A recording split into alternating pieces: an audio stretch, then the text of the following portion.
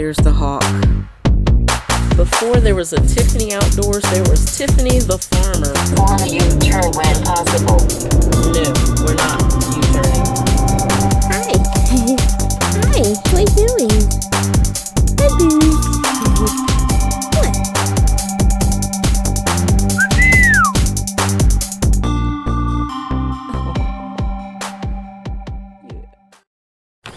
Alright y'all, I'm fixing my bottom plate mistake off camera, but I came across something that I thought would be a helpful tip. Remember me saying that clamps will be your best friend? Alright, let me show you a prime example. I have arthritis in both of my thumbs. I have a hard time pushing and holding things with my thumbs now. I didn't have that problem last year. This year, the pain is excruciating. So clamps. Alright, let me show you.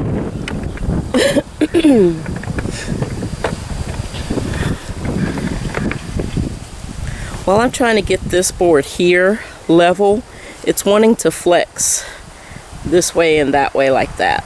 So I put this clamp here, I pushed it until it was square, and I checked my square with my framing square here. So this board's wanting to flex, so I pushed it that way until it was square, and then I put this clamp here to hold it in place so it can't flex back this way.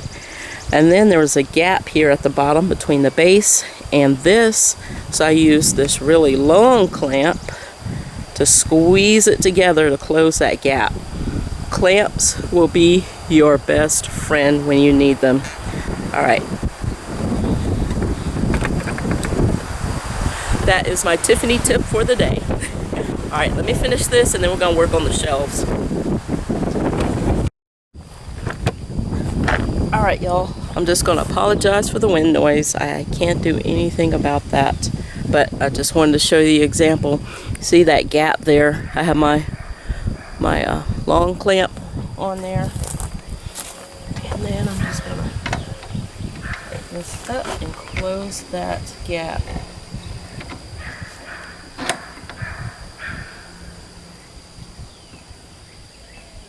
Like that. And then when I put my screws in, it'll suck that bottom part in too. It'll suck it on in there.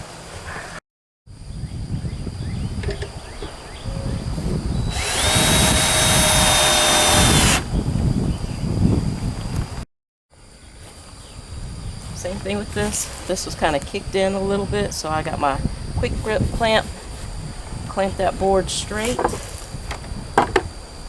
And I'm just going to let the screw suck that gap in.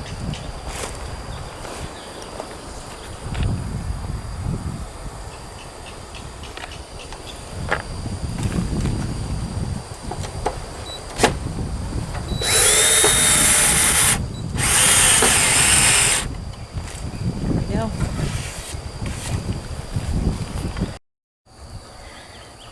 Now I need to figure out the placement for the shelves that are going to go inside this. I took this scrap piece here and just laid it down there, and I'm going to leave a nice sizable gap so that she can reach in and grab whatever fidget spinner or whatever fidget toy she wants.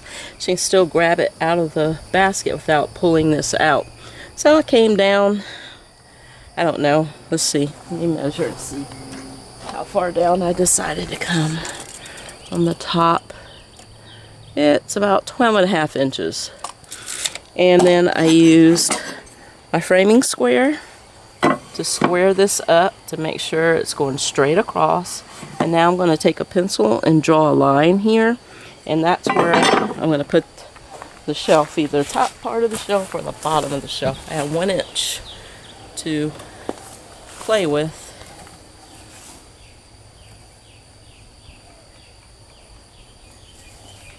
So I will decide that in a minute.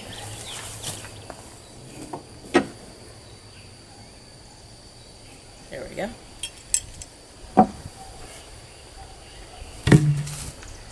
That should be plenty of room to put her hand in, reach out, whatever. Got a little bit of a gap here. Well, kind of a big gap really. But If she doesn't want to use these bins, she can put something taller there. It doesn't matter. It whatever she wants to do. Alright, now for the shelves. Now remember, all those cutoffs, you want to save these. These are going to become our shelves. So all I have to do is measure between each one. I'm going to cut each shelf individually because I'm pretty sure, knowing the properties of wood, wood has twists and bends, and it has characteristics, and it moves with the humidity, the heat, the cold air, warm air. It's going to move. So I'm going to have to cut these each individually so that we know each shelf is going to fit for each slot. Because my measurements are not right. They're not right. I'll just admit it. It doesn't have to be pretty or perfect. We're just going to do it and work with what we got. That's how I roll. All right. Here's how I'm going to measure these. Let's see how this works out.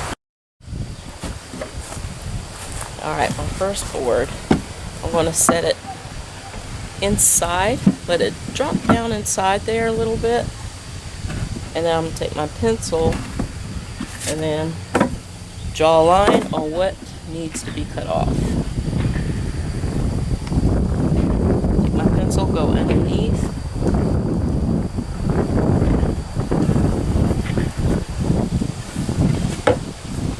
There we go. That's what we need to cut off. All that.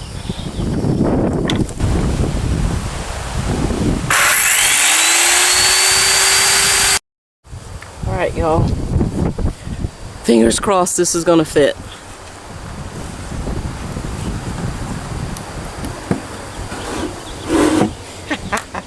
Yes. Nice. That makes me very happy. Alright, so what I'm going to do with these shelves, I'm going to connect these with pocket holes, I think. Let me see if my screwdriver will fit in there. Let's see. I think it's going to work. I'll have to put one at the top. I have to come as close to the top as I can get it. That way I have room for the driver to fit in there. And then I'll flip this over and do the ones in the back. So each shelf is going to have four pocket holes in it.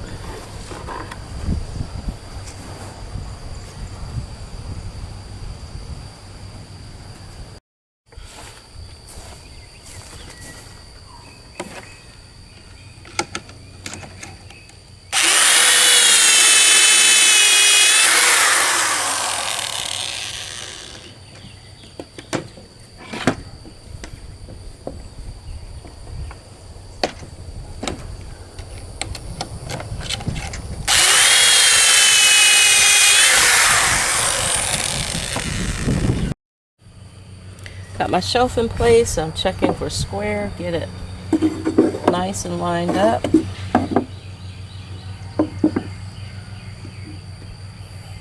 I decided to put the top of the shelf, line that up with my mark that I did all the way across. I decided to put my top of the shelf to land right on top of that mark.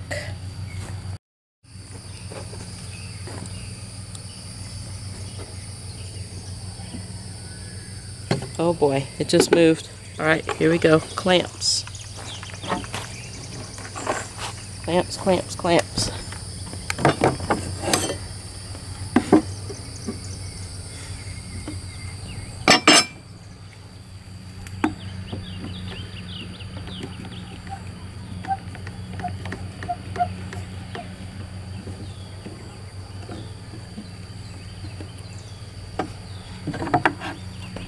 Put one on this side. Recording. Put one on that side and one on this side.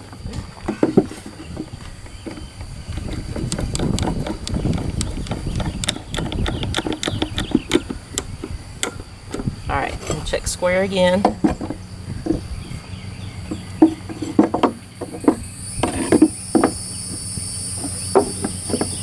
Make sure you check square at all 4 points. Top, top, the bottom, and the bottom on each one.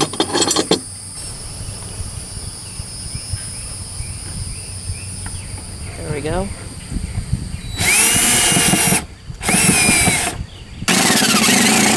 There we go.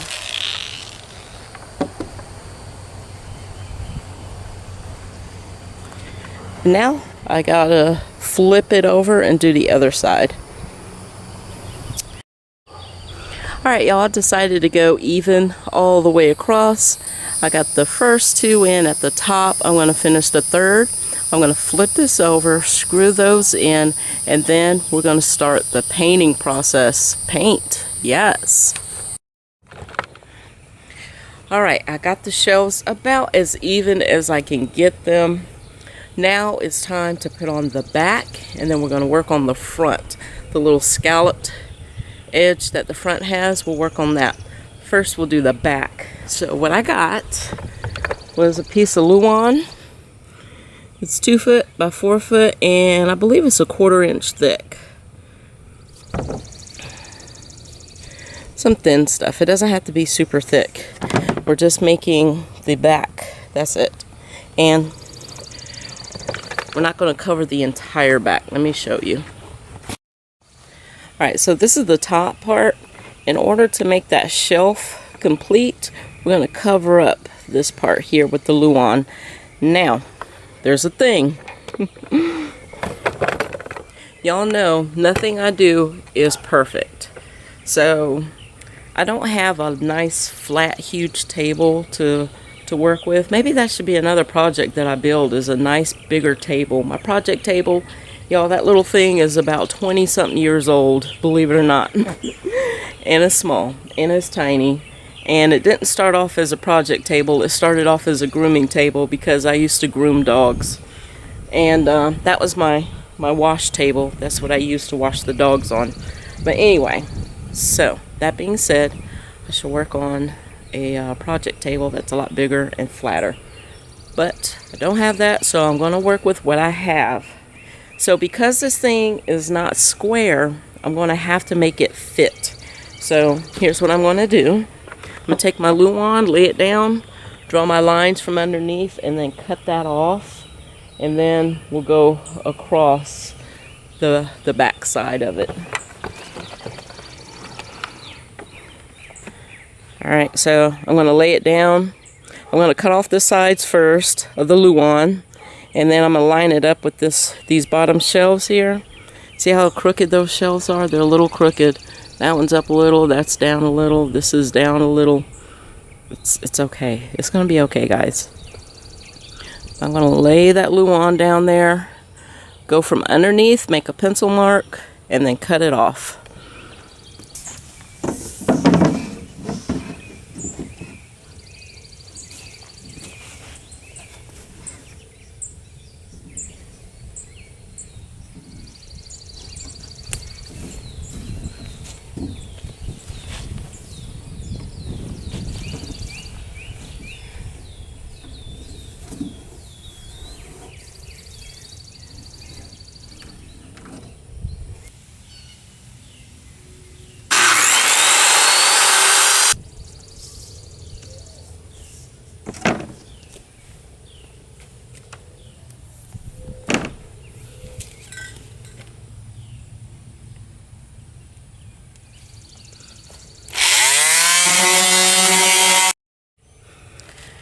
Alright, that fits nicely. Now you can either make the decision. I think what I'm going to do is leave it long like this to give the whole shelf a little bit more rigidity and tie it all together from the back. I'm going to leave it long like this.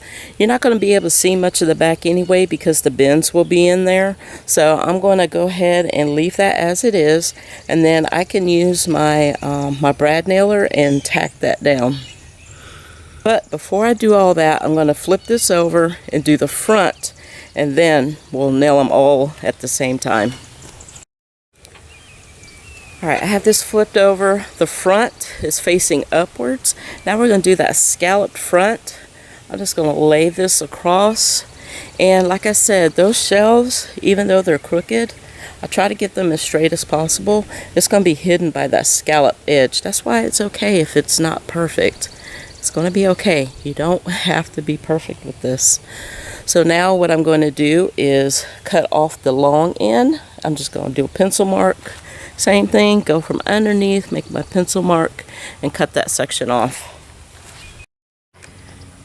Alright, to make the scalloped edge part, I'm going to come up about 4 inches, and then I'm going to use a straight edge, mark a line, and then I'm going to use a 5-gallon bucket to make the curve.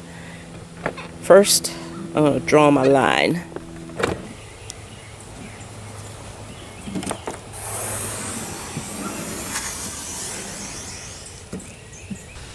Okay, here we go. So this here is the bottom, and I put my 1-inch line. I use a scrap piece of wood to mark the 1 inch, which represents this portion here. I don't need to cut that part off on here. So I did it in between each shelf. That way I know where the shelf lines up. And now I can use my bucket. But in between my 1-inch mark that marks this leg here and this leg here, and 1-inch mark. And in between that, I divided this by half. It's 11 inches, so that'll give me 5.75 inches. Make a mark there about the middle. It doesn't have to be perfect. Now I'm going to measure down 2 inches. I made a mark, and then I'm just going to freehand draw a curve connecting these two.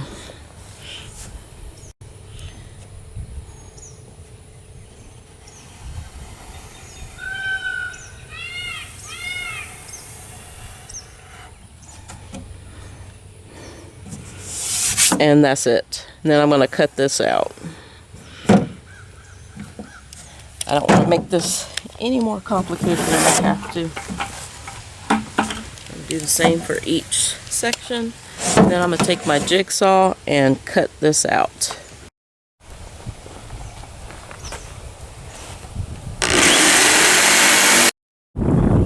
Alright, y'all. There we go. It's not perfect. It's a little wonky, but it's gonna work. Alright, now to sand this down and get it nice and good looking, and then we can paint. Then we can sand, paint, and then get this thing finished.